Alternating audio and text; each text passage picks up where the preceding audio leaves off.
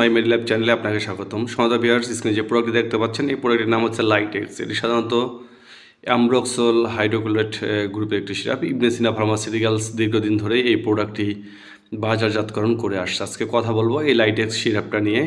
এটি সাধারণত ড্রাই কফ, যেটাকে বলা হয় শুষ্ক কাশি দেয়। বিশেষ করে এখন তো শীতের সময়, শীতকালে প্রচুর পরিমাণে রাস্তাঘাটে ধুলোবালি থাকে এবং যেটা আমাদের নাক এবং মুখের মাধ্যমে আমাদের লাংকে গিয়ে পৌঁছায় এবং আমাদের লাং এর উপরে একটা আবরণ তৈরি করে থাকে, যার কারণে সেখানে পর্যাপ্ত পরিমাণে অক্সিজেন না পৌঁছানোর কারণে অনেক সময় আমাদের এই কাশিগুলো হয়ে থাকে এবং ওখানে একটা ইনফেকশন, লাং ইনফেকশন হয়ে থাকে।